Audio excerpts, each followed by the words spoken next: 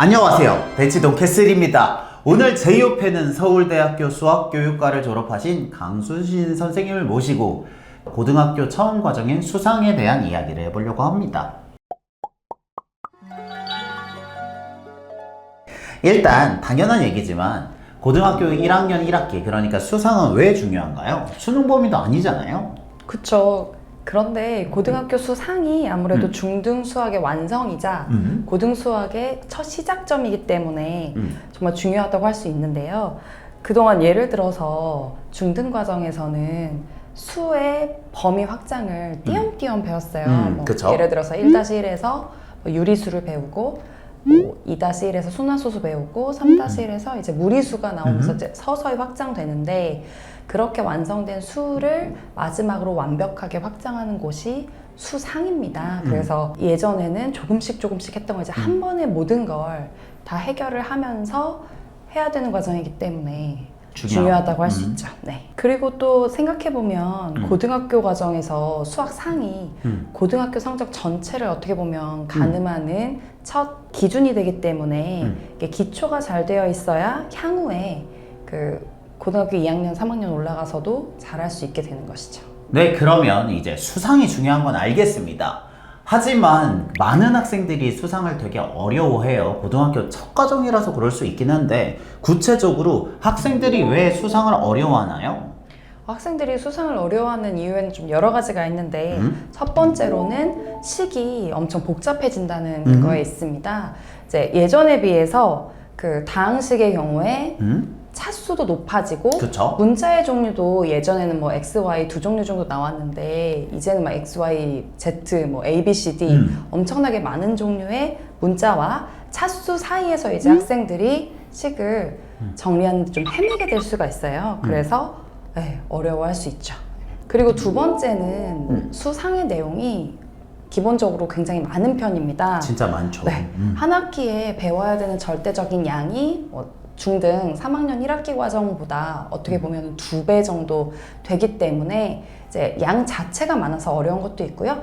그리고 마지막으로는 이제 이런 이유가 있다 보니까 수상을 배우다가 학생들이 이제 중간에 포기하는 경우가 많이 생겨요. 무엇보다도 이제 고등학생이 되면 중학생이랑은 조금 다르게 뭐 내신 대비도 조금 더 확실하게 해야 되고, 그래서 뭐 중학교 때는 좀 소홀히 했던 과목들을 좀 더 열심히 보다 보니까 스케줄 자체가 중학교 때랑은 다르게 좀 더 빡빡해지기 때문에 그런 것도 있고, 그리고 수학이 또 갑자기 난이도가 올라가면서 이런 여러 가지 상황이 복합적으로 되어 있어서 밀려드는 내용을 소화하기가 급급하다 보니까 이제 자기 것으로 만드는 시간이 좀 부족한 거죠. 그쵸. 네. 그리고 평가 자체도 좀 다르잖아요.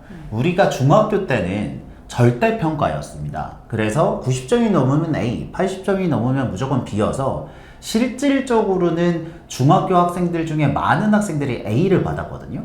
근데 고등학교 들어가면 이게 상대평가잖아요. 그쵸.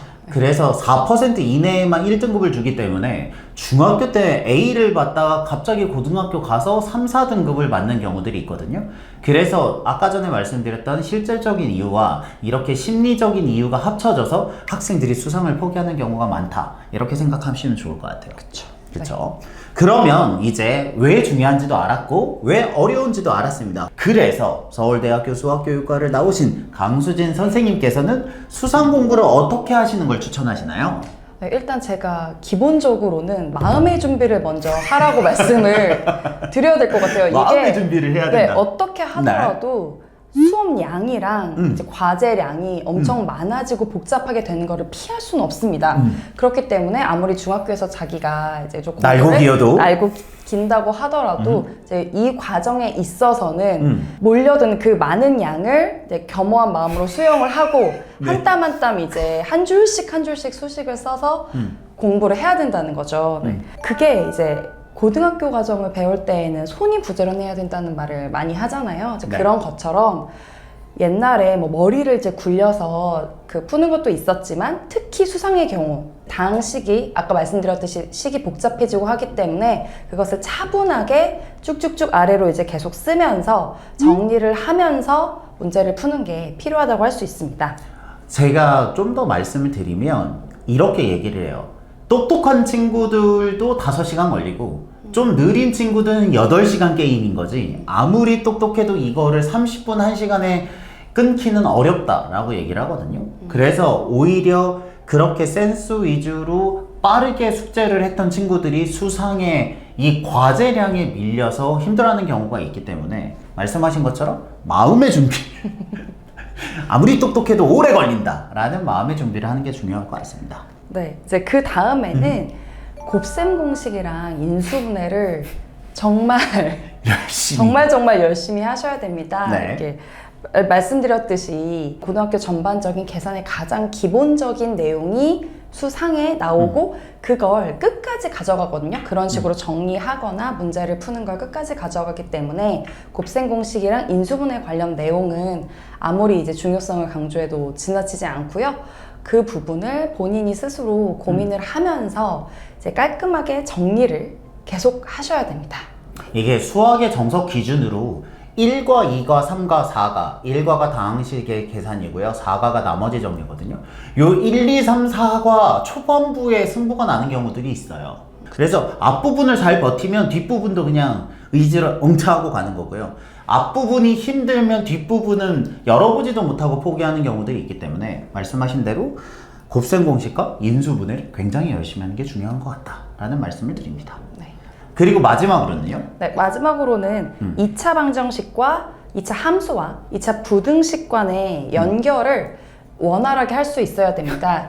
이게 예전에는 2차 방정식 따로 배우고 2차 함수 따로 배우고 또 이제 2차 부등식을 따로 배우는데 엄밀히 나중에 수상 과정을 가면 이 세 개가 긴밀하게 연계가 되어 있고 그 관계를 가지고 문제를 그 변형을 해서 푸는 경우가 많거든요. 이제 2차 부등식으로 물어봤어도 갑자기 함수의 그래프를 그려서 문제를 푼다든지 하기 때문에 그 세 가지 사이의 관계를 정확하게 파악을 할 수 있어야 수상에서 어려움 없이 과정을 나갈 수 있다고 할 수 있습니다.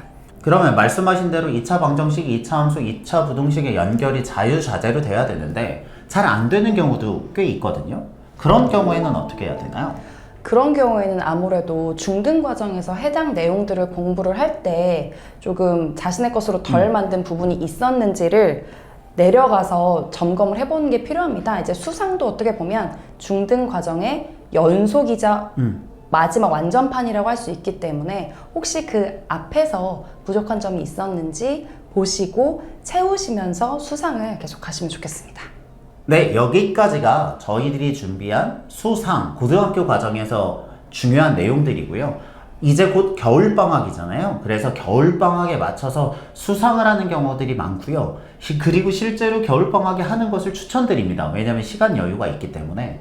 그래서 이번 겨울방학을 잘 활용해서 수상 공부를 하신다면 여러분들의 교육의 완성도를 높이는 계기가 되지 않을까라고 생각을 합니다.